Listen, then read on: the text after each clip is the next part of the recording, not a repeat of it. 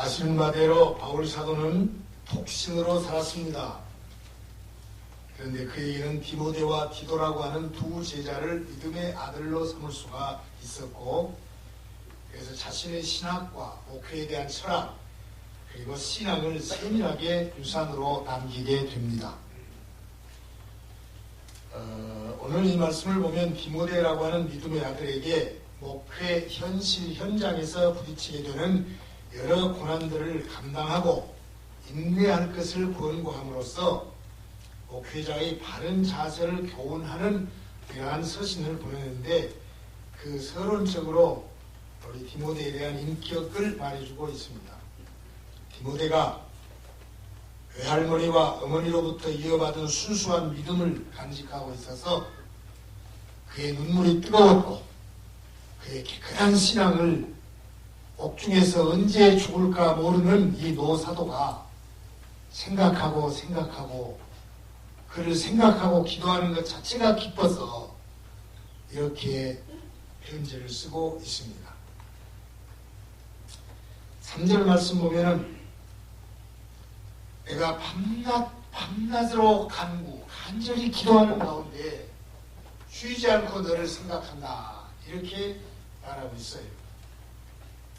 노사도 바울은 로마의 감옥에서 다가올 죽음을 기다리고 있습니다. 언제 석방되어서 어디 가서 큰 교회를 짓고 부흥성회를 하고 이런 생각이 아니라 오늘이냐 내일이냐 죽을 날을 지금 기다리고 있습니다. 외롭습니다. 이런 상황 중에 할 수 있는 일이 무엇일까? 우리말로 팔자 탄독하고 주를 위해서 살았는데 이 모양이 무엇이냐 하고 울고 있는 것이 아니라, 지난 세월 동안 교제를 나누어 온 사람들을 기억하면서 그들의 안전과 영적인 생활을 위해서 기도해 주는 것입니다. 어디를 치면 어디가 울립시다. 우리도 다 늙었다 할 일 없다 그러시지 말고 지나온 세월을 되돌아보면서 우리의 자식들 어느 곳에 있든지 제가 드리는 말씀 있죠. 나보다 하나님을 훨씬 더 잘 알고, 나보다 하나님을 훨씬 더 잘 믿고, 나보다 하나님의 축복을 훨씬 더 많이 받아라, 이것을 우리가 기도하면서 마지막까지 굳건히 걸어가실 수 있기를 축원합니다. 디모데후서 4장 11절 말씀, 누가만 나와 함께 있느니라. 다 가버리고 누가만 나와 함께 있다. 누가만 와서 간혹 위원회하고 수정 들어준다. 누가는 의사이지요. 또 4장 10절 말씀 보면 초기에 동역자였던 데마라고 하는 사람이 옆에서 열심히 충성하였는데 무엇입니까? 데마는 이 세상을 사랑하여 나를 버리고 데살로니가로 가버렸다. 나를 버리고 가버렸다. 히브리서 11장 36절 37절 봅니다. 또 어떤 이들은 조롱과 채찍을 당할 뿐만 아니라 결박과 옥에 갇히는 시련도 받았으며 돌로 치는 것과 톱으로 켜는 것과 시험과 칼로 죽임을 당하고 양과 염소의 가죽을 입고 유리하며 궁핍과 환난과 학대를 받았다. 양과 염소의 가죽을 입으면 따뜻하고 밍크 가죽같이 좋겠죠. 그것이 아니라 그 가죽옷에다가 그 가죽에다 물을 부어서 바짝 졸게 마이가 만들어가지고 햇빛 쨍쨍 쬐니까 얼마나 좋아지겠습니까? 그런 고문을 받으면서 세상에서 유리 방황하고 이렇게 섬기고 있다. 그러니까 들려오는 소식은 별로 좋은 소식이었고, 같이 있었던 사람들은 세상을 향하여 가버리고 바빠서 가버리고, 오직 한 사람 누가만 이렇게 옆에서 시중을 들고 있다. 그러니 그 상황이 얼마나 어렵고 힘든 상황이겠습니까? 당시에 많은 성도들은 핍박을 받아서 순교를 당하기까지 했습니다. 이러한 절박한 상황 속에서 바울이 자신의 안위를 먼저 생각하기보다는 시시때때로 그의 영적 아들인 디모데를 생각하고 그를 위하여 기도하여 준 것은 너무나도 지극한 사랑의 행위가 아닐 수 없습니다. 디모데에 대한 바울 사도의 사랑이 얼마나 크고 깊은지를 잘 보여주고 있는 것이죠. 그는 디모데를 위하여 밤과 낮을 가리지 않고 생각날 때마다 기도하고 수고를 아끼지 않았습니다. 우리말로 쉽게 표현할까요? 낮이나 밤이나 네가 눈에 선하다. 낮이나 밤이나 네가 눈에 선하다. 힘들고 어려운 감옥 생활에서도 자신에 대한 염려보다도 오히려 동역자이며 영적 아들인 디모데를 위해서 사랑을 쏟는 바울의 헌신적인 사랑을 보여주고 있습니다. 3절 하반절에 보면은 너를 생각하여 청결한 양심으로 조상적부터 섬겨오는 하나님께 감사하다. 이것은 디모데가 청결한 양심이 아니라 바울 사도의 그 깨끗한 마음을 가지고 사심없이 이것저것 생각을 해볼 때에 내 조상적부터 섬겨온 그 하나님 앞에 감사할 수밖에 없다. 왜? 너를 알고 너를 사랑하고 너를 위해서 기도하고 있는 것을 내가 생각할 때마다 양심적으로 너무너무 감사하다. 이런 말입니다. 저에게는 두 아들이 있습니다. 친아들인 조영천 목사는 열심히 미국에서 공부하고 있고 내가 키우면서 보아온 그 성품과 지혜와 인격이 하나님의 종으로서 바쳐서 하나님 앞에 헌신할 때에 조금도 부끄러움이 없을 만큼 이렇게 이쁘고 곱습니다. 지난 5월 8일 미국에서 전화가 왔습니다. 어버이날이라고. 그날은 우리보다 미국이 저녁 때 했는데 아침에 했는데 저는 5월 8일 저녁이었습니다.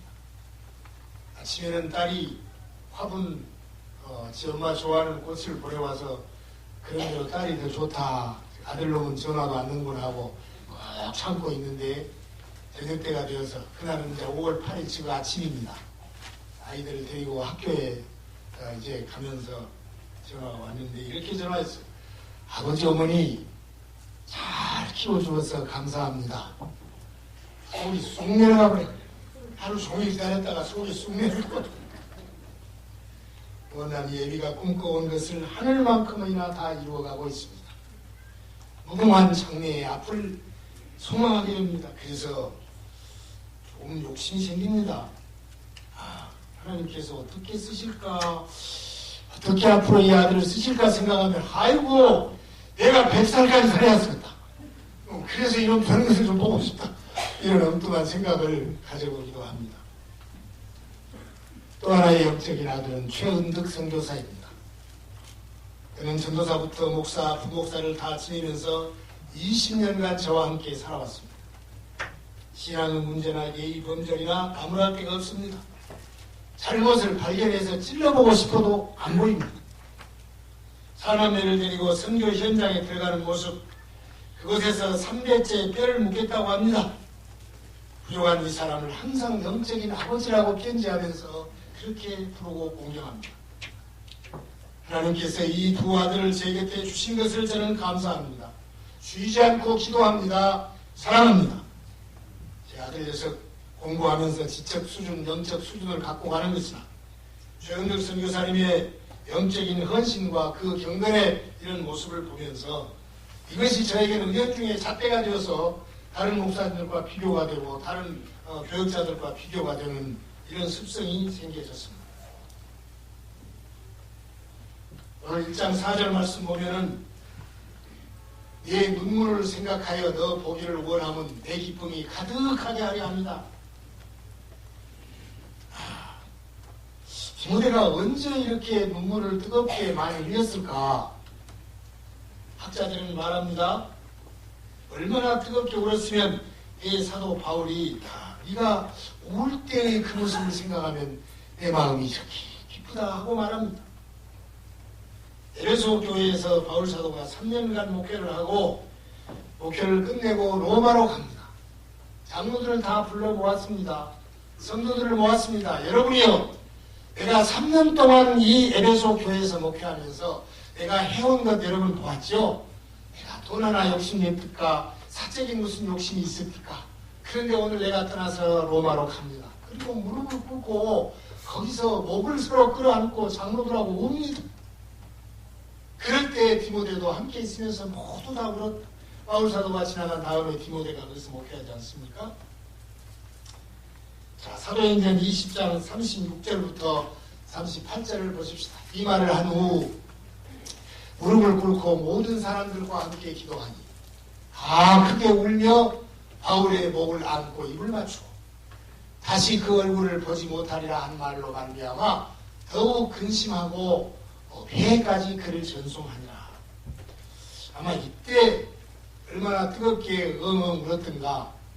바울 사도가 다독거리면서 잘해라 하고 그렇게 떠났지 않나 싶어요. 여러분, 바울 사도가 언제 형장의 이슬로 갈지를 모릅니다. 저도 성지순례 가면서 바울의 참수 터라고 하는 곳을 가보았습니다. 거기 가보면 좀 약간 동굴로 이렇게 들어가는데 바울의 그 형상이 있고 도끼, 망치, 도끼 같은 것으로 목을 이렇게 치는 그런 그 형상이 있습니다. 그래서 그 바울 사도의 목이 뚝 떨어지고 뚝 떨어지고 3번 불러서 거기에 조그만 그 호수 같은 것이 생겨가지고 바울이 참수 터라고 그렇게 해서 참 도저히 그 기도도 안 나오고 그 흉상 그 조각을 보니까 기도도 안 나오는 거예요. 어떻게 이렇게 목을 쳐서 거기서 툭툭 떨어져 죽을 때도 하나님만을 생각하고 그 인생을 살았을까? 그냥 한참 나와서 버스 타고 가면서 찬송 부르면서 조금 울적했습니다. 너무너무 감동스러운 장. 보고 싶다. 너를 만나면 얼마나 좋겠냐? 너를 만나서 기쁨을 얻고 싶구나 하고 디모데에게 생각하며 기도하는 모습입니다. 세 번째로 1장 5절에 보니까 이는 네 속에 거짓이 없는 믿음이 있다. 거짓이 없는 네 믿음 때문이다. 그런데 그 믿음은 너의 외할머니 노이스와 네 어머니 유니게 속에 있더니 네 속에도 있는 줄 아하.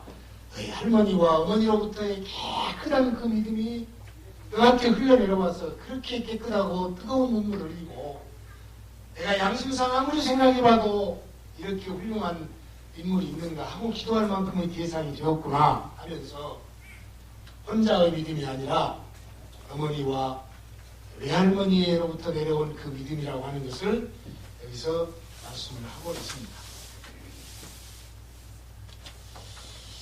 당시에 참된 믿음, 거짓된 믿음 이런 믿음들을 구분할 수가 있는 한 가지 방편이 있었습니다. 거짓 교사를 삼가라 이런 말이 성경에 나오죠. 그러면 이 거짓 교사들은 헬라의 철학자들이에요.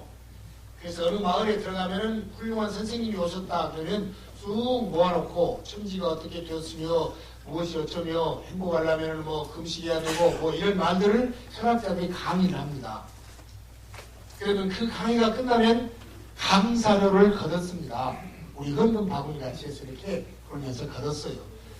그래서 바울 사도가 나는 저런 거짓 사도와 같지 않으니까 거짓 교사들과 같지 않으니까 강의 끝내고 나서 돈 걷지 아니하고 나는 자비랑에서 천막을 내소도로 꾸미면서 그렇게 살겠다 하는 것이 바울 사도의 입장이었습니다. 예. 그러니까 여러분 뭐 자비랑 한다는 말 아무렇게나 해서 그냥 얘기하지 마십시오. 그 시대의 상황이 그렇게 유명한 철학자들이 다 천지 만물의 모든 것을 얘기하고 나서 다 있으면 교양 강의 들었으니까 강사를 다 끌어서 겠습니다. 자, 그것을 극적으로 증거하는 내용이 어디가 있냐면 자, 빌레몬서를 보면은 자, 빌레몬의 돈을 떼먹고 도망하다가 감옥에 들어가 있는 오네시모라고 하는 사람을 바울 사도가 같이 만났죠. 만나면서 바울 사도가 오네시모에게 너 가서 빌레몬에게 돈을 갚아라 이렇게 말합니다. 이것이 기독교의 윤리입니다. 예. 하나님의 뜻에 의해서 그냥 이렇게 그냥 기도라고 했으니까 다 막살하십시다 하는 것이 기독교 윤리가 아니라 호리라도 남김없이 갚아라. 너 가서 내 끼워먹은 돈 갚아라 이렇게 말해요. 그러면서 무슨 말 하냐면 만약에 교계 즉시 서로 교환해서 계산할 수가 없다면 내가 이 편지를 쓴다 하면서 이렇게 말합니다. 빌레몬서 1장 18절 19절을 보면 그가 만일 네게 불의를 하였거나 네게 빚진 것이 있으면 그것을 내 앞으로 계산하라. 바울 사도가 자기 앞으로 계산해. 왜? 자기가 유명한 설교와 강의를 많이 했거든. 그러니까 그때 돈을 걷어서 받았으면 얼마든지 받을 수 있었으나 내가 안 받았지 않느냐. 이게 너는 나한테 사실 빚진 거야. 그러니까 이 오네시모의 그 계산을 잘 해주고 나머지가 있으면 그것으로 좀 정리하자. 이 말씀이 여기 있는 거예요. 깊은 뜻이. 이건 제가 지어낸 말이 아닙니다. 유명한 학자들이 연구하고 그 당시 상황을 보고 하는 것이. 그러니 얼마나 우리 기독교의 윤리가 귀 떼먹고 이렇게 왔다가 이렇게 저 감옥에 있습니다. 오구 하나님의 뜻이야. 앞으로 잘해. 그리고 이제 신학교를 보내서 목사가 만드는 그런 일이 아니라 가서 빚 다 갚고 혹시 나머지 있으면 나하고 오네시 필레몬하고의 계산할 것이 있으니까 그렇게 해서 하자. 이게 우리 기독교의 윤리예요. 예, 기독교 윤리입니다. 제가 사실 금식기도하고 부동산에 있을 때 사업을 하시고 여러분들이 다 와요. 다 와가지고 부도 내고 와서 막 주여해요. 그런가 보다 했는데 그 다음에 보니까 그것은 이제 하나님께서 그렇게 하신 것이니까 신학교를 가는 거예요. 그대로 아무것도 놔도. 평생을 두고 목회하면서 빚에 쪼들립니다. 빚에 쪼들립니다. 우리도 그런 상황도 좀 알지 않습니까? 평생을 두고 빚에 쪼들립니다. 깨끗하게 갚지 아니하고 그 사람이 탕감해주지 아니했으면 갚아야 하는 것입니다. 그런데 이 거짓이 없는 믿음이 외조모 로이스와 어머니 유니제로부터 왔다. 두 분의 독실한 믿음을 통해서 신앙의 교육을 통해서 이루어진 결과이며 또 사도인 바울 사도가 거기다가 결정적인 영향을 끼친 것입니다. 또 가르쳐서 그 근본 바탕 위에다가 조직신학과 이런 기독교 윤리와 이런 것들을 잘 가르쳐서 아주 똑떨어진 목사로 만들어 놓은 것이죠. 디모데전서 1장 2절 보면 믿음 안에서 참 아들 된 디모데여. 예, 당신이 가르쳐서 참 아들이 됐어요. 사도행전 16장 3절 보면은 바울이 그를 데리고 떠나고자 할 때 그 지역에 있는 유대인으로 말미암아 그를 데려다가 할례를 행하니 유대인들이 보면서 이 디모데의 어머니는 유대 사람인데 아버지는 헬라 사람이야. 그러니까 튀기요 번연하요. 그러니까 주는 잡종을 우리 유대인 계획에 못 넣는다 이렇게 얘기하니까 바울 사도가 야 디모데야 너 가서 할례를 받자. 이 사람들 보는 데서 할례를 받고 정식으로 유대인의 편입이 되는 거야. 이렇게까지 교육을 시켜서 철저하게 흠없이 만들어서 가는 것입니다. 그러니까 어머니가 유대인이죠. 또 아버지는 헬라인이었어도 자신이 바울 사도와 함께 성경을 공부하고 그리고 할례까지 딱 받고 나니까 정통 유대인으로 편입이 되어서 행사하는데 어려움이 없게 이렇게 되었습니다. 우리는 기독교 신앙에 입각한 올바른 가정교육이 얼마나 중요한 결과를 가져오는지를 디모데의 가정을 통해서 알 수가 있는 것입니다. 에베소서 6장 1절로부터 4절을 보십시다. 자녀들아 주 안에서 너희 부모에게 순종하라. 이것이 옳으니라. 네 아버지와 어머니를 공경하라. 이것은 약속 있는 첫 계명. 10계명에서 4계명까지는 하나님 앞의 계명이고 네 부모를 공경하라는 5계명부터는 우리들 일륜지사의 첫 번째 것 아니냐. 그래서 첫 계명이라고 하는 것이죠. 또 3절 보면 이로써 네가 잘되고 부모를 공경하면 네가 잘되고 땅에서 장수하리라. 마지막으로 또 아기들아 너희 자녀를 노엽게 하지 말고 오직 주의 교훈과 훈계로 양육하라 그랬습니다. 주님의 교훈과 훈계로 양육해 주신 우리 부모님 우리를 교회 나가게 하고 열심으로 신앙생활하도록 조언해 주시고 교회를 섬기게 만들어 주신 우리 부모님들 외짝 부모가 아니라 온전한 부모님들 실제로 모범을 보이시면서 어떤 일이 있어도 하나님의 교회를 섬기고 기도하시는 그런 부모님들 얼마나 귀한 복입니까? 그분들이 복을 받고 그분들도 장수하고 우리도 장수하고 아름다운 복을 받을 것입니다.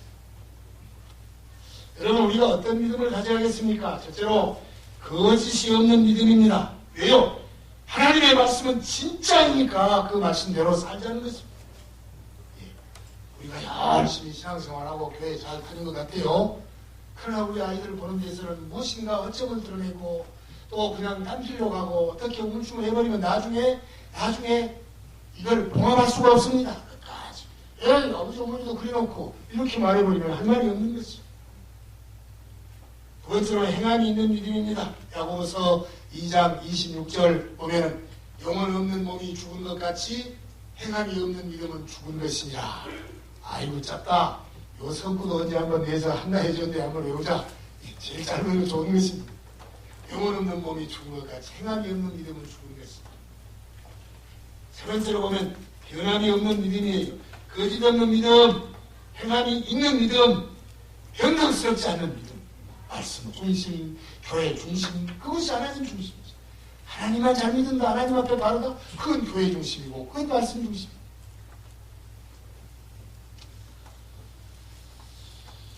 저는 교회에 기도 많이 하고 교회에 충성하는 주의 종을 무척이나 사랑하는 어머니 권사님이 있었습니다. 하나님이 복을 주시니까 딸이 공부해서 유학 가서 박사가 돼가지고 이렇게 교회에 왔습니다. 오래전 이야기입니다. 지금 같으면 박사 은합니다만은 오래전 이야기예요.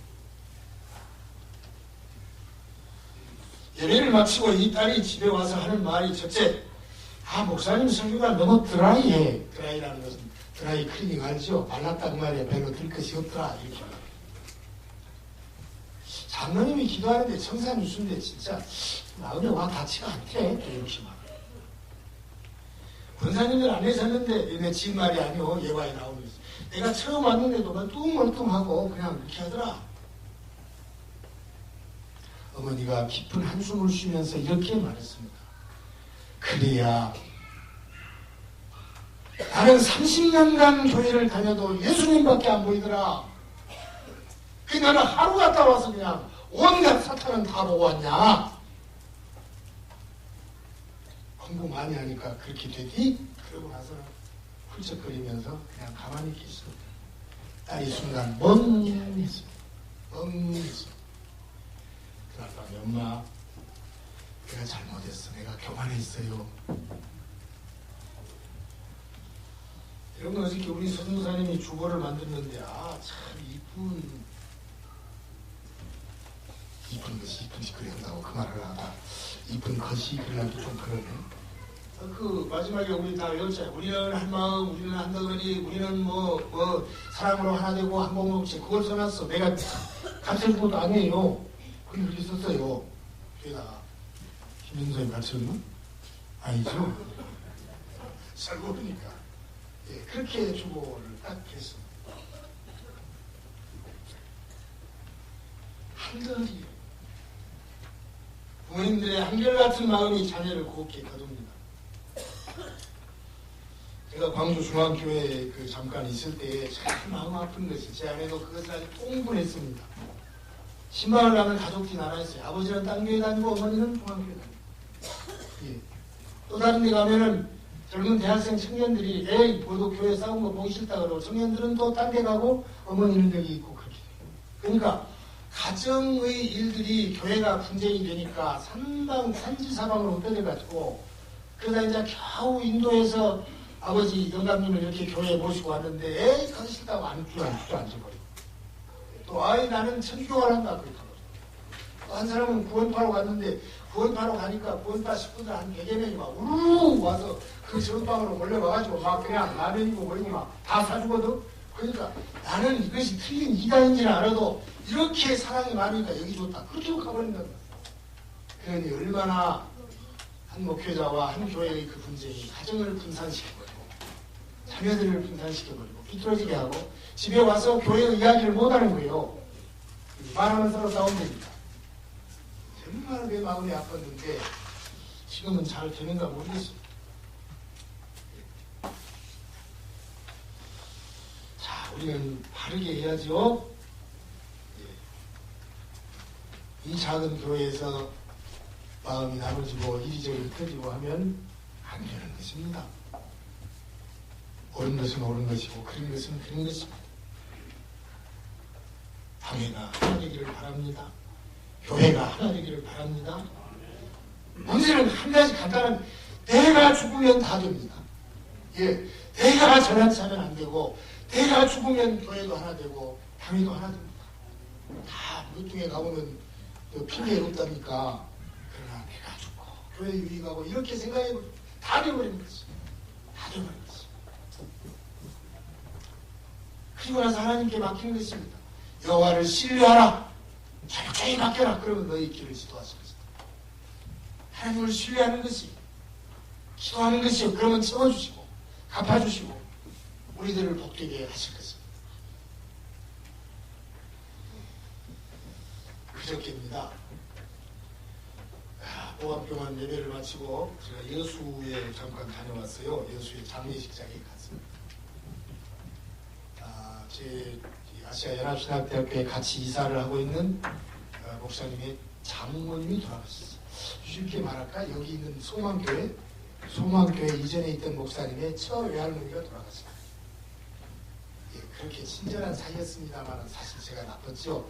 여기 있는 목사님을 한번 초청하고 식사하고 하지를 못했습니다. 왜냐하면 식사하고 초청하면 너 그쪽 세순천로에 있지 말고 우리 노예로 와라 이 말을 내가 해야 되고 너 있는 것을 조금 안 좋은 것이다 이렇게 말을 해야 되니까 그거 하면 또 사이 나빠질 것 같아서 안 하고 말았는데 여러분이 딴 데로 가고 이제 그랬어요.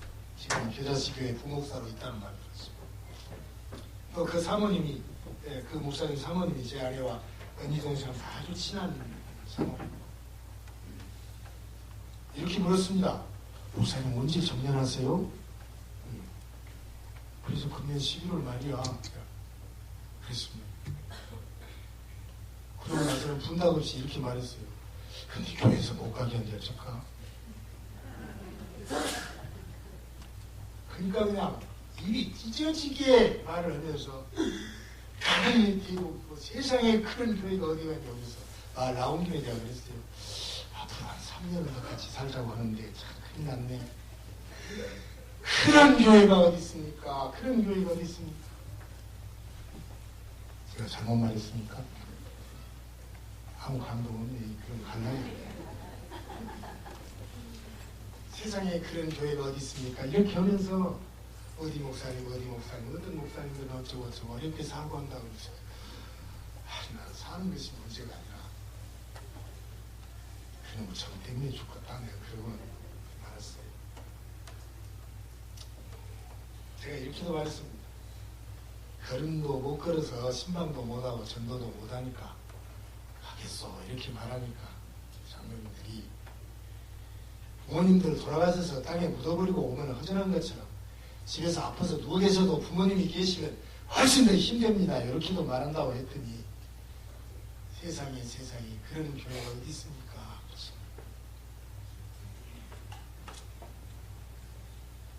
어버이 주일이니까 우리 어머니 생각이 나네. 그제 우리 한 주 전인가 김충금 집사님이 오셨어요. 이순예 권사님하고 같이 오셨는데 집사님이 눈이 잘 안 보이시더만 지금 83세가 됐어요. 그래서 이 말씀을 하고 하다가 나는 그런 성품이나 우리 대광교회에 기여했던 공적이나 그런 건 잘 모릅니다. 다만 오셔서 그런 얘기를 하시는데 눈이 잘 안 보이고 딴 데 보시면서 저한테 우리 목사님이 목소리도 좋고 그래서 제가 가시기 전에 두 손을 덜썩 잡았어요. 집사님 목사 얼굴 한번 만져볼라요? 얼굴을 귀찮으니까 내 얼굴에다 대고 이렇게 비볐어요. 얼굴에다. 그러니까 그 양반이 눈으로 훤히 보고 미남인지 안 것 같이 아이고 목사님 미남이시네요.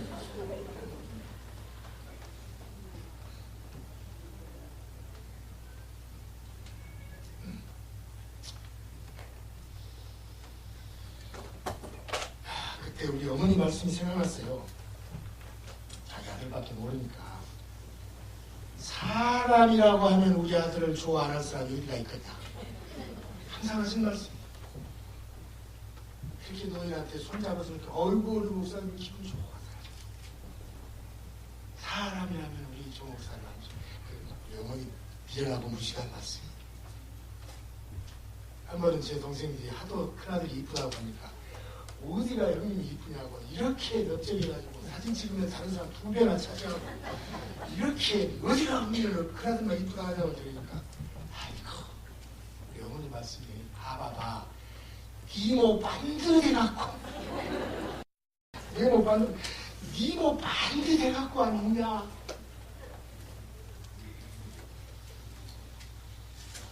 어머니가 참 그립습니다. 기도하겠습니다. 하나님 아버지, 오늘 어버이 주일에서 어버이들의 좋은 신앙이 자녀들에게 유전된다고 하는 말씀을 나눕니다.